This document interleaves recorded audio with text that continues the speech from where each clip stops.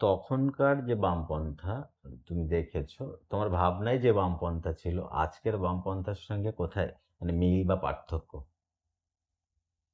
আজকে বামফ্রন্টটা হ্যাঁ, এটা একটা খুব জটিল প্রশ্ন।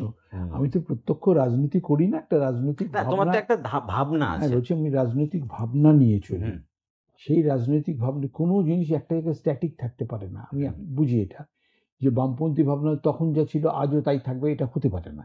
তাহলে তো বামপন্থাটা শেষ হয়ে যাবে। আজও সারা বিশ্বে বামপন্থা বেঁচে আছে কেন? অনেকে অবশ্য বোঝাবার চেষ্টা করছে যে বামপন্থা শেষ হয়ে গেছে, আর কোনোদিন উঠবে না। এই তো বোধহয় ৩-৪ দিন আগেই ফ্রান্সের খবর বেরোলো, সেখানে বামপন্থীরাই ক্ষমতায় ফিরলো আবার। সে ওটা থাকবেই, কারণ যেটা সাধারণ মানুষের কথা বলে, মানুষকে সম্মান করার কথা বলে, ইকুয়ালিটির কথা বলে, তারা কখনো শেষ হবে না। তারা কোনোদিন শেষ হবে না। তারা হয়তো সাময়িকভাবে ঢাকা পড়ে যেতে পারে, চক্রান্ত হতে পারে, কিন্তু কখনো শেষ হবে না, নেভার। আর পরিবর্তন যেটা বলছো, সে পরিবর্তন তো হতেই হবে। সে পরিবর্তন না হলে তো হবে না। প্রতিদিনকার চিন্তা ভাবনার সঙ্গে সঙ্গে, মানে টেকনোলজির সঙ্গে সঙ্গে তো অনেক ভাবনা চিন্তা পাল্টে গেছে। এই কম্পিউটারের বিরুদ্ধে একসময় আমিও ফুটপাতে বসেছিলাম, কম্পিউটার চলবে না বলে। আজকে কি সে কথাটা বলা যাবে না? তখন কি তুমি ঠিক ছিলে এই ভাবনাটাতে? তখন কারণ ভাবনা যে ঠিক ছিল, কেননা তখন মনে হয়েছিল না, তখন এটাই মনে হয়েছিল যে কম্পিউটার বসলে পরে বহু মানুষ কর্মহারা হবে, সুতরাং কম্পিউটার চলবে না, মানুষকে কাজ দাও। এটাই ছিল আমাদের তখন মূল বিষয়। আসলে কম্পিউটার তো খারাপ নয়, কম্পিউটার ভালো জিনিস, কিন্তু তাকে যারা ব্যবহার করছে তারা কিভাবে ব্যবহার করবে তার উপর। ডায়নামাইট ফাটিয়ে রাস্তা তৈরি হয় পাথরে, ডায়নামাইট ফাটিয়ে দেশ উড়িয়ে দেওয়া যায়। সুতরাং যে ইউজ করছে তার উদ্দেশ্য, তার দৃষ্টিভঙ্গির ওপর এটা নির্ভর করছে। বিজ্ঞানকে সে ব্যবহার করবে না অপব্যবহার করবে। একদম। তো তোমার থিয়েটার জীবন কোথা থেকে শুরু? না না, আমার থিয়েটারের সঙ্গে কোনো সম্পর্ক ছিল না এই সব সময়। থিয়েটারে হঠাৎ করেই আসা। আমি যেখানে চাকরি করতাম সেখানে আমাকে, কোথায় চাকরি করতে, নাম নিয়ে বলো সেইগুলো। হ্যাঁ, নাম নিয়ে, কারণ সেই মানে অফিসটার কাছে আমি তো খুব কৃতজ্ঞ। তার নাম হচ্ছে ক্যালকাটা ইলেকট্রিক সাপ্লাই। কেউ হয়তো গালাগাল করবে বা প্রচুর বিল পাঠায়, সেটা তো বড় কথা নয়। এখন তো সবাই বিল পাঠায়। তো সেখানে আমার খেলাধুলা ভালো লাগতো। একদিন অফিস ছুটির পরে টেবিল টেনিস খেলছি চুটিয়ে ঘেমে ঘুমে। সেই সময় আমাকে আমার যিনি কালচারাল সেক্রেটারি, তিনি এসে বলেন, শোন, একটা নাটকে একটা চরিত্র সে হঠাৎ অসুস্থ হয়ে পড়েছে, তুই করে দিবি? মানে এই ব্যাপারটার গুরুত্ব বোঝবার মতো ক্ষমতা আমার নেই। আচ্ছা, তবে রাজি হয়ে গেলাম। তুই শুধু একটু মুখস্থ করলে ঠিক মুখস্থ হয়ে যাবে। বয়স অল্প। কত বয়স তখন তোমার? কত হবে, 22 বছর। আচ্ছা। তারপরে যখন মঞ্চে উঠলাম, আমার মঞ্চ সম্পর্কে তো কোনো ধারণাই ছিল না। এই মঞ্চে যখন উঠলাম, আমার চোখের সামনে ওই অত আলো, অত মানুষ, পর্দাটা যেই খুললো, তারপরে আমি যতক্ষণ ছিলাম মঞ্চে সেই মুহূর্তগুলো আমার কিছু মনে নেই। আমি কি বলেছি না বলেছি কিচ্ছু মনে নেই। একটা সময় দেখলাম আমার সহ অভিনেতা আমাকে এরকম ধরে নিয়ে বেরিয়ে চলে এলো। আমি পরে তাদের কাছেই শুনলাম যে আমি খুব ভালো অভিনয় করেছিলাম। আমি ভালো মন্দ আমি তো বুঝিনি কি বলেছি, কি করেছি। যন্ত্রের মতো আমি ওখানে দিয়েছিলাম। বাট তখন আমি জানতাম না যে দিস ওয়াজ ডেস্টিনাইজড, যে আমাকে পেশাদারি অভিনেতা হতে হবে। তাই হয়ে গেলাম আলটিমেটলি। ভালোবেসে ফেললাম অভিনয়টাকে। অবশ্য অভিনয়কে ভালোবাসার পেছনে আরও একটা কারণ আছে। আমি উত্তর কলকাতায় যেখানে থাকতাম, তুমি নিশ্চয়ই জানো যে ব্রডওয়ে থিয়েটারের মতন উত্তর কলকাতাও প্রচুর থিয়েটার হল সেখানে, এবং সেখানে রঙ্গনা থিয়েটার ভাড়া নিয়ে বৃহস্পতি শনি রবি অভিনয় করছে তখন নান্দিকার। এই নান্দিকারের নাটক দেখতে গিয়ে আমার চোখ খুলে গেল।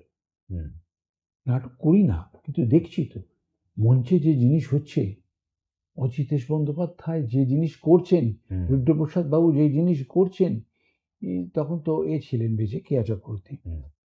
এই মানে চোখ ফেরাতে পারছি। 1 টাকার টিকিট, একদম লাস্ট রো, মানে পেছনে, সেই 1 টাকার টিকিট কেটে সেখানে বসে নাটকগুলো দেখতাম, এবং সব নাটক, কোনো নাটক মিস করতাম। আমি কিন্তু পেশাদারি নাটক খুব বেশি দেখিনি, কিন্তু ওই নান্দিকারের দৌলতে এই গ্রুপ থিয়েটারের নাটক দেখা শুরু হলো, এবং কোথা থেকে যে কোন জিনিস মানুষকে প্রভাবিত করে এটা কেউ বলতে পারে না। সব আমার অপশনগুলি খোলা রাখতে হবে। হ্যাঁ, এইটা হয়েছে ঠিক তাই। ওইটা করতে করতে ভাবলাম যে আহা এরকম যদি করা যেত এই, হুম, কিন্তু আমার মানে এগুলো করতে গেলে যে চ্যানেলাইজড হতে হয়, হুম, একটা গাইডেন্স দরকার হয়, এবং সেই গাইডেন্সের মধ্যে থাকলে অনেক তাড়াতাড়ি অনেক বড় অনেক ভালো জিনিস করে ফেলা যায়। সেই সুযোগটা আমি পাইনি, বা সেই ভাবনাটাও আমাদের ছিল না। হুম, নাটক করতে হবে, নাটক করছি, করতে করতে এখন বুঝি যে ওই একটা গুরু থাকার খুব দরকার। হুম, এখন বুঝছি যে একটা মানে নির্দিষ্ট দৃষ্টিভঙ্গি থাকার দরকার। সেটা তখন ছিল না, কিন্তু ভালো লাগাটা ছিল নাটক করার জন্যে। অন্য কোনো আজে বাজে বিষয়ের মধ্যে নিজেকে সম্পৃক্ত না করে ওই হুম, থিয়েটারের প্রতি সম্পৃক্ত করেছি, থিয়েটারই করেছি। হুম, অজিতেশ বাবুকে আমি কখনো আলাপ করিনি, হুম, কিন্তু একলব্যের মতন আমি ওনার শিষ্যত্ব গ্রহণ করেছিলাম। হুম, উনি যেদিন মারা যান পুজোর সময়, আমার মনে আছে, উনি তো আমাকে চেনেন না, আমিও মানে সামনাসামনি কথা বলি, থিয়েটার দেখেছি। আমি সেই পুজোর মধ্যে পুজোর আনন্দ বাদ দিয়ে আমি সেই ইয়েতে হেঁটেছিলাম, শেষ যাত্রায়। এই রমাপ্রসাদ বণিক টনিক সব ছিলেন তাতে। হুম। এই নাটক দেখা, ভালো লাগা, আর অ্যাক্সিডেন্টালি তোমার চাকরির সূত্রে তোমার কালচারাল সেক্রেটারির কথায় তুমি গিয়ে অ্যাক্টিং করলে। তারপরে কখন মনে হলো যে এইটা আমার ভালো লাগে, আমি এটা ভালোবেসে ফেলেছি, এইটা আমি করব? এই যে ভালো লাগা থেকে প্রফেশনাল অ্যাক্টর হয়ে ওঠা, এই প্রসেসটা মানে থিয়েটারে। না, এর মাঝখানে একটা ছোট্ট গ্যাপ আছে, হ্যাঁ। সেটা হচ্ছে যে আমি যখন থিয়েটার করতে শুরু করলাম, হুম। সৌভাগ্যক্রমে আমি প্রথম থেকে পরিচালকের ভূমিকায় চলে গেলাম। আচ্ছা। তো আমি বেশ কিছু অফিস ক্লাব তখন প্রচুর হতো, ওই হুম। রিক্রিয়েশন ক্লাবের নাটক হতো খুব, এবং আমি কিছু রিক্রিয়েশন ক্লাবের ডিরেক্টরিয়াল দায়িত্ব পেয়ে গেলাম। হুম। সেটা একটা রোজগার শুরু হয়ে গেল,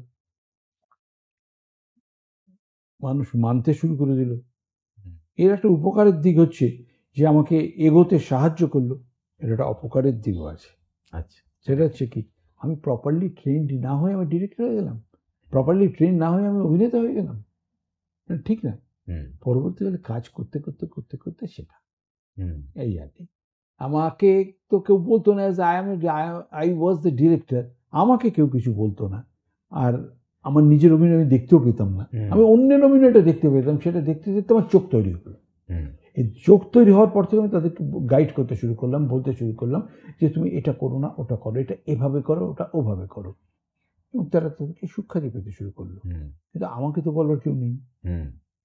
না, তাহলে আমি কোথেকে শিখবো? ওই তখন গুরুর দরকারটা অনুভব করলাম। হুম। তো তখন অনেক দূর এগিয়ে এসেছি, কার কাছে আর নাড়া বাঁধবো? সেই সময় আমাকে হেল্প করলো টেলিভিশন। আচ্ছা। হঠাৎ একদিন ফোন পেলাম যিশু দাশগুপ্তর কাছ থেকে, যে আমার একটা সিরিয়ালে আপনাকে একটা ভালো রোল আমি দিতে চাই, আপনি করবেন?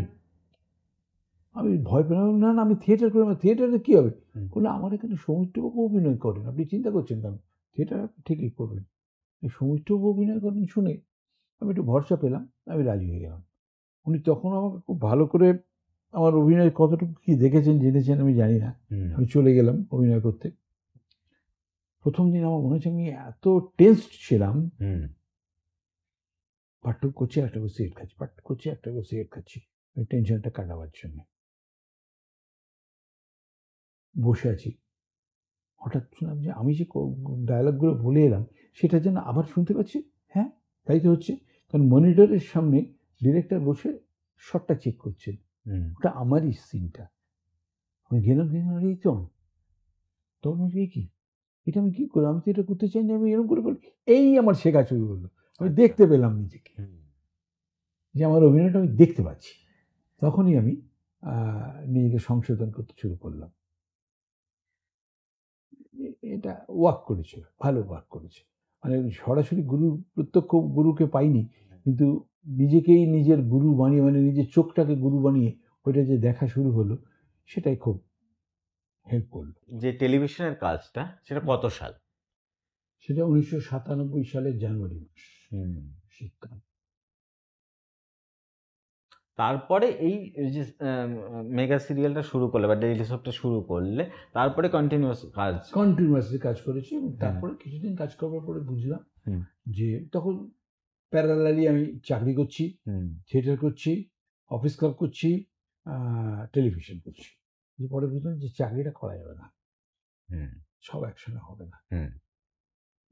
তখন বউকে এসে বললাম যে কত টাকা পেলে তোমার চলে যাবে বলো সংসার, একটা অ্যামাউন্ট বললো। বললাম না এই টাকাটা, তখন তো ছেলেও পড়ে, বললাম না এই টাকাটা রোজগার করতে পারবো মনে হয়, চলো। বলে আমি চাকরিটা ছেড়ে দিলাম। কিন্তু প্রথম মাসের 1 তারিখে এত দুশ্চিন্তা বেড়ে গেল, কারণ চাকরি যখন করতাম 1 তারিখে মাইনে পেতাম। আমাদের যারা চাকরিজীবী মানুষ তাদের প্রত্যেকেরই সমস্ত মানে ভাবনা চিন্তা থাকে ওই 1 তারিখকে কেন্দ্র করে, কাকে কি দেবো, কাকে কি কিনবো না করবো, এভরিথিং। এখানে তো 1 তারিখ বলে কিছু নেই, এটা কবে পাবো তার ঠিক নেই। পাবো, কিন্তু তখন খুব পাওয়াতেও নিশ্চয়তা ছিল, যে কিন্তু কবে পাবো তার কোনো নিশ্চয়তা নেই। সেটা করতে করতে এখন অভ্যেস হয়ে গেছে, এখন আমরা এটাই ইউজ টু। তো ছবি যে কাজগুলো করলে, তারপর সিরিয়াল থেকে ছবিতে শিফটটা, সেটা কিভাবে হলো? প্রথম ছবিটা কি করলে? প্রথম ছবিটা আমার যতদূর মনে পড়ছে সেটা আমার ছোট ভাই ব্রাত্য বোধ হয় আমাকে রাস্তাতে আমাকে বললো, পাগলিদা আমার সঙ্গে খুবই ভালো সম্পর্ক ছিল, এখনো যে খারাপ হয়েছে এটা বলছি না, কিন্তু এখন যোগাযোগটা নেই এই আর কি। বলে ভালো একটা চরিত্র অভিনয় করতে হবে, আমি করবো। সেই প্রথম আমার বড় পর্দায় নিজেকে দেখা রাস্তা, তারপর তো এক এক করে আস্তে আস্তে ঢুকলো সব ছবিগুলো, প্রচুর ছবি করা হয়ে গেল, বাংলা, ইংরেজি, হিন্দি, প্রচুর। চাকরিটা ছেড়ে দেওয়ার ডিসিশন যখন জানালে বাড়িতে, তো সাপোর্টিভ ছিল নাকি আবার রিথিঙ্কিং করার ব্যাপারে, এই অ্যাকসেপ্টেন্সটা কিভাবে হয়েছিল? সাপোর্টিভ ছিল। আমি তো আমার স্ত্রীর সঙ্গে আলোচনা, ওই শিক্ষাটা আমি পেয়েছিলাম আমার বাবা মার কাছ থেকে, যে স্ত্রীকে না জানিয়ে আমি আমার স্বেচ্ছাচারী মতন আমি চাকরি ছেড়ে দেবো, সেটা হয় না।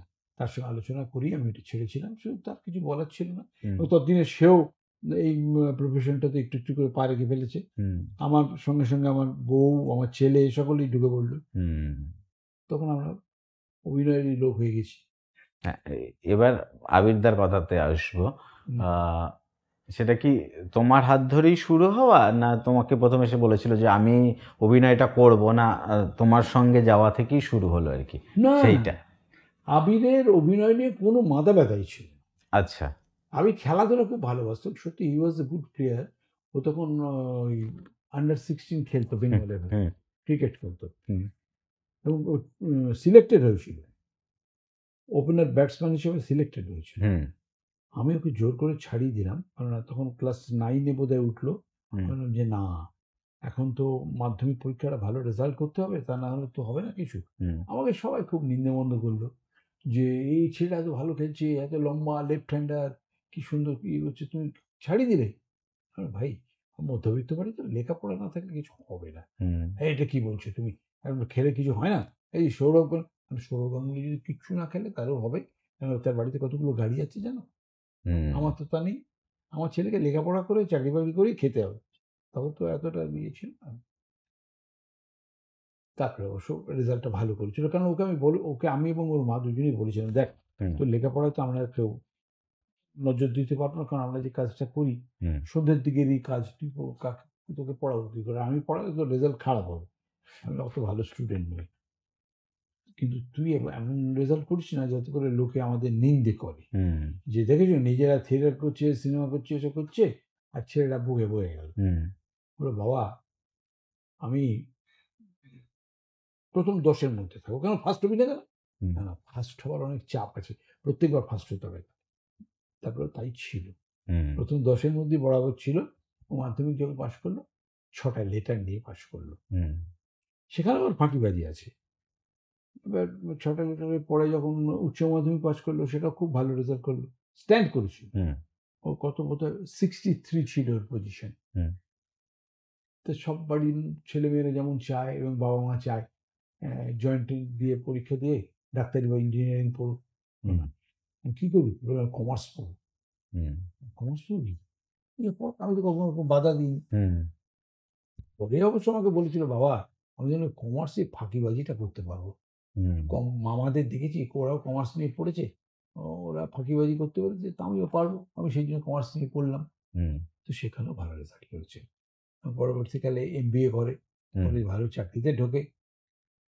তারপর তো তখনও কিন্তু ও এই লাইনের মধ্যে আসেনি। হুম তারপরে হঠাৎ এই আমার বাড়িতে সব আসতো, ডিরেক্টর টিরেক্টর, তুই তো সুন্দর লম্বা আছিস, করবি? মানে কর। মানে আমি যেমন বলেছিলাম ও সেরকম বলেছে, হুম। করবো। ব্যাস ঢুকে গেল। চাকরিটা এখনো করছে না ছেড়ে দিয়েছে? না, না, চাকরি করবে কি করে? না, আমি 2-3টে ছবির পরও বোধহয় একটা ইন্টারভিউতে দেখছিলাম, তখনও বোধহয় চাকরি করছে। তখন এবং ওটা, সেই ইন্টারভিউটা ছিল বোধহয় অফিসে বসে। হ্যাঁ, সেটা হতে পারে। তার কারণ কি, ওর অফিস ওর সঙ্গে খুব কোঅপারেট করেছে। হুম আর যাদের সঙ্গে কাজ করতো, বিশেষত সুদেশ হুম নানা, ওরা ওকে খুব ভালোবাসতো, ওকে খুব সহযোগিতা করতো আরকি। হুম ও নিজে আজ গল্প শুনেছি ওর মুখে যে, ওর ছবি রিলিজ হতো যদি অফিসে গিয়ে দেখতো যে ওর ছবি দিয়ে বস সব সাজিয়ে দিয়েছে। হুম শুধু বলেছিল, শোন, তুই কর এটা সব ঠিক আছে। শুধু আমার পাড়ার পুজোটা কিন্তু তোকে হুম করে দিতে হবে। মানে পুরোহিত নয়, ওই অ্যাপিয়ারেন্স যেমন হয় হুম সেটা করতে হবে। এরপর পয়সা পাবি না। বলল, না, না, না, ঠিক আছে, ঠিক আছে। খুব ভালোবাসতো ওরা। তোমার সঙ্গে আবিরদার সম্পর্কটা হুম। বাবা ছেলের সম্পর্ক না বন্ধুর সম্পর্ক, এই সম্পর্কটা কিভাবে তৈরি হয়েছে, যেটা খুব ইম্পর্টেন্ট, মানে সবার ক্ষেত্রে জানার বা আমাদের ক্ষেত্রে জানারও খুব ইম্পর্টেন্ট? সবচেয়ে ইম্পর্টেন্ট যেটা, হুম সেটা হচ্ছে শ্রদ্ধা এবং হুম ভালোবাসা। হুম যে কোনো সম্পর্কের মধ্যে যদি শ্রদ্ধা না থাকে, তাহলে সেই সম্পর্কটা উম যথাযথ হয় না। হুম আমি জানি আমার ছেলে যাই করুক, যত উপরেই উঠুক, হুম বাবা মায়ের প্রতি ওর সেই শ্রদ্ধা এবং দায়িত্ববোধ, হুম এই দুটো খুব ভালো রকম আছে। ওকে কিছু করতে হয় না, কিন্তু ওর মধ্যে সেই বোধটা আছে। আমি যদি সত্যি কোনোদিন বিপদে পড়ি, ও কিন্তু ঠিক বলবে, তোমার কিছু করতে হবে না, আমি আছি। এখনো তাই বলে, তুমি কেন কাজ করো? হুম তুমি কেন কাজ করো? করবো না। আমি তো আছি, অসুবিধা কি আছে? না, আমি যতদিন পারবো করবো। হুম আমি তোর হোয়াটসঅ্যাপ করবো। হুম ওটা আবার আমার দৃষ্টিভঙ্গি। না কিন্তু we had a good friendship. হুম মানে আমরা দাপটের সঙ্গে কথা তার মানে এই নয় যে আমরা বসে একসঙ্গে মদ খাচ্ছি, খাচ্ছি, তা না। হুম আমাদের বাড়িতে ওইসব পারতেন না, না। রেসপেক্টের জায়গা যখন থাকবে তখন তো এটা তো নিশ্চয়ই থাকবে না, হুম, হুম, না। একসঙ্গে বসে আমরা তো ওই আমরা ওই আমরা তো হ্যাঁ আমরা কেউ নেই ওইসবের মধ্যে। হ্যাঁ নেই মানে কি, আমি ওই ভয়েই আরো এর থেকে দূরে ছিলাম যে আমি যদি ড্রিংক করে বাড়ি ফিরি, হুম আমার ছেলে বলবে এটাই স্বাভাবিক। ওই লাইনেতেই ঢুকবি এবং ও যে লাইনে আছে হুম তার পক্ষে, তাতে তো ও তো মাসের মধ্যে কতগুলো পার্টি থাকে। হুম ও পার্টিতে কখন কি খাওয়াটা ও বানাবে, খেলো চলে এলো। হুম দেরি হলে তাও খেলো না, বাড়ি এসে বললো মা খাবো। হুম এই হয়। হুম এক বাড়িতেই থাকা হয় তোমাদের এখন? হ্যাঁ, একবারই তো মানে কি, আমরা অন্য কিছু ভাবতেই পারি না। মানে ও হ্যাঁ ভাবতে আমার মাঝে, মাঝে বা আমার স্ত্রীর হয়তো মাঝে, মাঝে মনে হয় যে ভালো ইয়ে হলে, আলাদা হলে খারাপ হতো নয়। হুম কিন্তু ও ভাবতে দেয় না। আচ্ছা, তোমরা এক বাড়িতেই থাকো? হ্যাঁ, অন্য কিছু ভাবার কোনো অবকাশই নেই। এক বাড়িতে থাকি, এক টেবিলে বসে খাই, সবকিছু একসঙ্গে। হুম